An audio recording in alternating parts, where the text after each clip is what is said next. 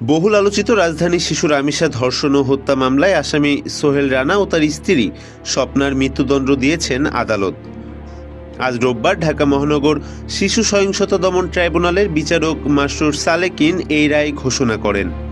আজ বেলা 11টায় ঢাকা মহানগর শিশু সহিংসতা দমন ট্রাইব্যুনালের বিচারক মাসরুর সালেকিন এজলাসে আসেন। এরপর তিনি মামলার রায় পড়া শুরু করেন। এর আগে গত বৃহস্পতিবার যুক্তিতর্ক শুনানি শেষে বিচারক আজ রায়ের দিন ঘোষণা করেন।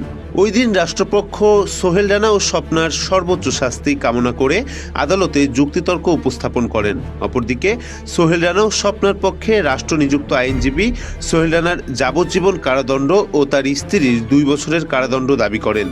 আজ রায় উপলক্ষে সকাল 8:50 দিকে কারাগার থেকে সোহেল রানা ও তার স্ত্রী স্বপ্নাকে আদালতে হাজির করা হয়। এরপরে কঠোর নিরাপত্তার মধ্য দিয়ে তাকে হাজতখানায় রাখা হয়। পরে সোহেল রানা ও স্বপ্নাকে বেলা 10:46 দিকে ঢাকা মহানগর দায়রা জজ আদালতের হাজতখানা থেকে আদালতের এজলাসে তোলা হয়। গত 24 মে মামলার আসামি সোহেল রানা ও তার স্ত্রী স্বপ্না আক্তারের বিরুদ্ধে অভিযোগপত্র দাখিল করে পুলিশ। এরপরে সিএমএম আদালত অভিযোগপত্র গ্রহণ করে মামলাটি বিচারের জন্য ঢাকা মহানগর শিশু সহিংসতা দমন ট্রাইব্যুনালে বদলির আদেশ দেন। পুলিশের দেওয়া অভিযোগপত্রে সোহেলের স্বীকারোক্তির বিষয়ে উল্লেখ করা হয়েছে। অভিযোগপত্রে আসামি সোহেলের বিরুদ্ধে ধর্ষণ ও হত্যার অভিযোগ এবং তার স্ত্রী স্বপ্নার বিরুদ্ধে হত্যায় সহযোগিতার অভিযোগ আনা হয়েছে। অভিযোগপত্রে 17 জনকে সাক্ষী করা হয়েছে, তবে একজন সাক্ষ্য দিতে আসেননি। মামলার এজাহার থেকে জানা যায় শিশু Ramisa Akhtar popular model high স্কুলের 2য় শ্রেণীর ছাত্রী ছিলেন। 19 মে সকাল 9:30টার দিকে ঘর থেকে বের হলে স্বপ্না আক্তার তাকে কৌশলে নিজেদের ফ্ল্যাটের ভিতরে নেয়। ওই দিন সকাল 10:30টার দিকে রামিসাকে স্কুলে নিয়ে যাওয়ার জন্য খোঁজাখুঁজি করতে থাকেন তার মা। এক পর্যায়ে আসামির ফ্ল্যাটের সামনে শিশুটির জুতা দেখতে পান তিনি।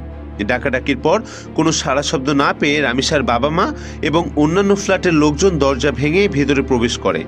আসামির শয়নকক্ষের মেঝেতে রামিসার মস্তকবিহীন মরদেহ এবং রুমের ভেতর একটি বড় বালতির মধ্যে তার মাথা দেখতে পান। জাতীয় জরুরি সেবা 999-এর মাধ্যমে কল পেয়ে পুলিশ ঘটনাস্থলে উপস্থিত হয়ে স্বপ্নাকে হেফাজতে নেয়।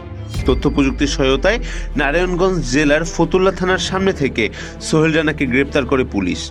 এ ঘটনার পরদিন 20 মে ভুক্তভোগীর বাবা আব্দুল হান্নান মোল্লা বাদী হয়ে পল্লবী থানায় মামলা করেন। আসামি সোহেল রানা ঘটনার সত্যতা স্বীকার করে ফৌজদারি কার্যবিধির 164 ধারায় জবানবন্দি দেয়। মাদক সেবন করে বিকৃত যৌনকর্মে লিপ্ত হওয়া এই আসামি আদালতকে জানায় ভুক্তভোগীর পরিবারের সঙ্গে তার পূর্ব শত্রুতা ছিল না।